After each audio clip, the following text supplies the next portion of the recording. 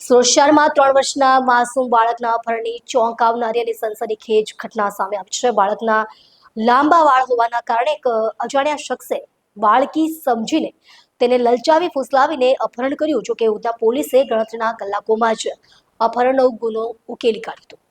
ઉધના પોલીસે 3 વર્ષના બાળકનું અપહરણ કરનાર એક શખ્સને ઘટના બન્યાના થોડા જ કલાકોમાં ઝડપી પાડ્યા છે. બાળકના લાંબા વાળ હોવાના કારણે આરોપીએ બાળકને બાળકી સમજીને લલચાવીને અપહરણ કર્યા હોવાનું સામે આવ્યું છે. ઘટના ઉધનાની ધર્મયુગ સોસાયટીમાં બપોરે 4 વાગે બની હતી. બાળકની માતાએ જ્યારે જોયું કે કોઈ અજાણ્યો શખ્સ તેના દીકરાને લઈ જઈ રહ્યો છે ત્યારે તાત્કાલિક પોલીસને માહિતી આપી હતી. સીસીટીવી ફૂટેજની મદદથી પોલીસની સર્વેલન્સ ટીમે આરોપી દાનિશ ઉર્ફે પપ્પુને તેના ઘરેથી પકડી પાડ્યો. આરોપી ઘટના સ્થળથી માત્ર 1 કિલોમીટર દૂર રહેતો હતો.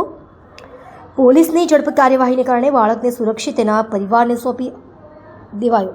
પોલીસના મતે આરોપીનો બદઇરાદો હોઈ શકે છે, જેથી સમયસર ધરપકડ જરૂરી બની હતી. આરોપી ઉત્તર પ્રદેશનો રહેવાસી છે અને તાજેતરમાં જ સુરત આવ્યો હતો.